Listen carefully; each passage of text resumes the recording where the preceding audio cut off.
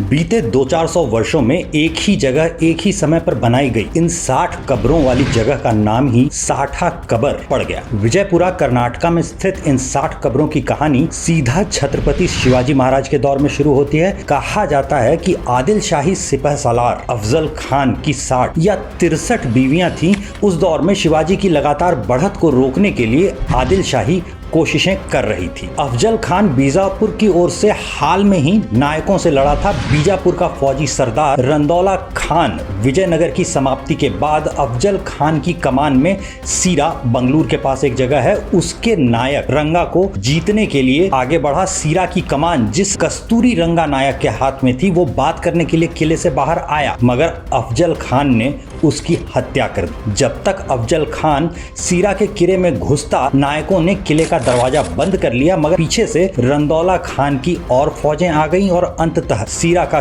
किला अफजल खान ने जीत लिया और जीतकर केंगे नायक नाम के व्यक्ति को दे दिया। केंगे नायक जिस सीरा का किला जीतकर उस पर बैठा, उससे वो आगे निकल करके बेंगलोर जाकर के केम्पेगौड़ा से मिला, लेकिन बेंगलोर का किला बाद में उसने बीजापुर को ही दिलवा दिया। इसके बाद रंदौला खान ने मैसूर पर हमला किया और वहां के शासक कंठीराव नारसा राजा प्रथम से मोटी रकम वसूली। इतने दिनों में जिस केंगे नायक को सीरा का किला शुरू में दिया गया था, उसने विद्रोह कर दिया। अब रंदौला खान ने क्या किया कि जिस वीरभद्र नाम के नायक राजा को धोखा देकर केंगे नायक रंदौला खान से आकर के मिला था, उसे रंदौला खान ने अपनी तरफ मिला लिया। बसवा पट्टन के किले की सुरक्षा के लिए उस समय तक 70,000 सिपाही जुटा लिए थे, मगर उसने जो लड़ाई लड़ी उसमें रंगा नायक जो था वो हार गया और गिरफ्तारी में कैद में बाद में उसकी हत्या कर दी गई। तो इस तरह छत्रपति के विरुद्ध भेजे जाने से पहले ही एक धूर्त और सफल सिपह सालार के तौर पर अफजल खान की अच्छी खासी ख्याति थी। गौर करने लायक ये भी है कि बातचीत के लिए आए या गिरफ्तार कर लिए गए विपक्षियों की हत्या कर देने के लिए उसके कारनामे भी सबने सुने ही होंगे। संधि की बातचीत के दौरान जैसे अफजल खान ने कस्तूरी रंगा नायक को मारा था, कुछ वैसा ही करने की योजना उसने शिवाजी के लिए भी बनाई हुई। शिवाजी के पास गुप्तचर होते थे तो उन्हें पहले ही अफजल खान के तरीकों का पता होगा, ऐसा भी माना जा सकता है। जो भी हो,